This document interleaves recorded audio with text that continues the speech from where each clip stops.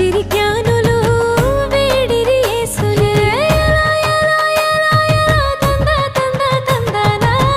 ఆ పసుపాకలో పొంగే సంబరం మనకు రక్షణై యేసు ఈ దినం పాపాన్ని తొలగించవచ్చాడుగా నిన్ను కరుణించి తన జాలి చూపాడుగా కృపతో